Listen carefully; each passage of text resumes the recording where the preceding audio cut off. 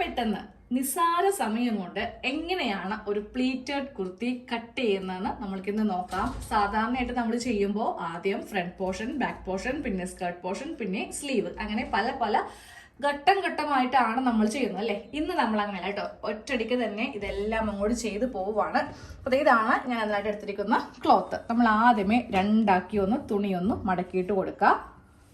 തുണി ഇതുപോലെ രണ്ടാക്കി ഇങ്ങനെ ഒന്ന് രണ്ടാക്കി മടക്കി എടുത്തു. എന്നിട്ട് നേരെ ഇത് ഇങ്ങനെ ഒന്ന് ഫോൾഡ് ചെയ്ത് വെക്കാം കേട്ടോ. തുണി ഇങ്ങനെ ഒന്ന് കറക്റ്റ് ആക്കി ഒന്ന് മടക്കിയിട്ട് കൊടുത്തു കേട്ടോ. നമുക്ക് സ്കേർട്ട് വേറെ, ഇല്ലെങ്കിൽ ബോഡി പാർട്ട് വേറെ, സ്ലീവ് വേറെ, അങ്ങനെയൊന്നുമല്ല. ഈ ഒരു പാർട്ടിൽ നിന്ന് നമ്മളെല്ലാം കൂടെ അങ്ങോട്ട് കട്ട് ചെയ്ത് എടുക്കാൻ പോവുക. ഫസ്റ്റ് നമുക്ക് ലെങ്ത് ഒന്ന് മാർക്ക് ചെയ്യാം. ലെങ്ത്തിന് കൂടെ 2 ഇഞ്ച് കൂട്ടി വേണം കൊടുക്കാൻ വേണ്ടിയിട്ട്. അപ്പൊ എനിക്കിന്ന് വേണ്ട ലെങ്ത് 44 2 ഇഞ്ച് ചേർക്കുമ്പോൾ 46 ഇഞ്ച് ഇങ്ങനെ ഒന്ന് മാർക്ക് ചെയ്ത് കൊടുത്തു.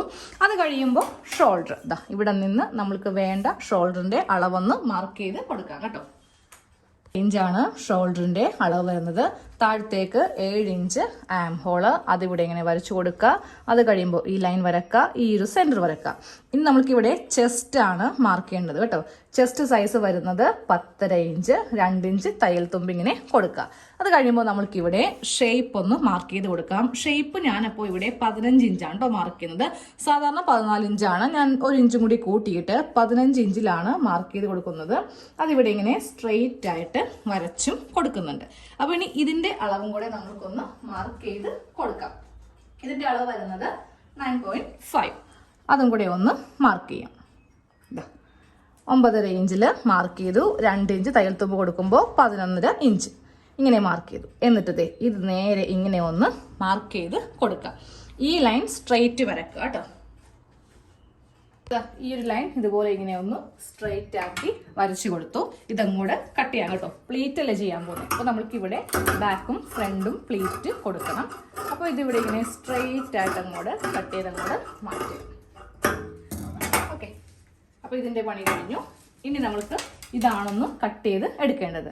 അപ്പോൾ ഇവിടെ ചരിച്ചൊന്ന് നമ്മൾക്ക് ആ ഒരു ഷേപ്പ് ഒന്ന് വരച്ചു കൊടുക്കാം.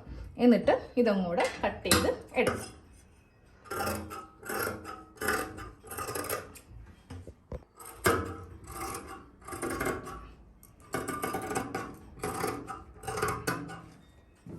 ഇനി താഴെ ഭാഗം ഒന്ന് ഷേപ്പ് ചെയ്ത് കൊടുക്കാം കേട്ടോ. ഇതുപോലെ ഇങ്ങനെ നമുക്കൊന്ന് ഷേപ്പ് ചെയ്ത് കൊടുക്കണം. ഇല്ലെങ്കിൽ നമ്മൾ തയ്ച്ച് കഴിയുമ്പോൾ ഇവിടെ ഒരു ഭംഗിയില്ലാതെ ആയിപ്പോവും. അപ്പോൾ ഈ ഒരു പാർട്ടിന്റെ കട്ടിങ്ങും കഴിഞ്ഞു. ഇനി ബാക്കിയുള്ളത് സ്ലീവാണ്. നമുക്ക് ഈ റൗണ്ട് നോക്കിയിട്ട് സ്ലീവും കൂടെ ഒന്ന് കട്ട് ചെയ്യും. ഈ ഒരു ഭാഗം ഒന്ന് മാർക്ക് ചെയ്ത് കൊടുക്കാം. എത്ര ഇഞ്ചാണ് നോക്കാം. 11 ഇഞ്ചാണ് വേണ്ടത്. ഈ തുണിയിൽ ഞാൻ 12 കൊടുക്കും കേട്ടോ. ഇവിടെ ജോയിന്റ് നമ്മൾക്ക് വരും. അതുകൊണ്ട് 12 വേണം നമുക്ക് വണ്ണം എടുക്കാൻ വേണ്ടിയിട്ട്. 12 ഇഞ്ച് വണ്ണം എടുത്തു. അത് കഴിയുമ്പോൾ ലെങ്ത്, ഫുൾ ലെങ്ത് അങ്ങോട്ട് എടുക്കുവാണ് കേട്ടോ. ഇതിപ്പോൾ ഫുൾ ലെങ്ത് ആയിട്ട് 15 ഉണ്ട്. നമ്മൾക്ക് ഇവിടെ നിന്ന് 3.5 ഇഞ്ച് ആം ഹോളും കൂടെ ഇങ്ങനെ കുഴിച്ച് ഇവിടേക്ക് ഇങ്ങനെ കൊടുത്ത്, അത് കഴിയുമ്പോൾ ഈ ഭാഗം ഇങ്ങനെ അങ്ങോട്ട് കട്ട് ചെയ്ത് അങ്ങോട്ട് കൊടുക്കുക. കട്ട് ചെയ്യുമ്പോഴും ഞാൻ സൈഡിൽ കുറച്ചുകൂടെ ഇങ്ങനെ എക്സ്ട്രാ കൊടുക്കുന്നുണ്ട്. ഈ 2 ഭാഗം ജോയിന്റ് വരുന്നതുകൊണ്ടാണ് നമുക്കങ്ങനെ കൊടുക്കേണ്ടത്.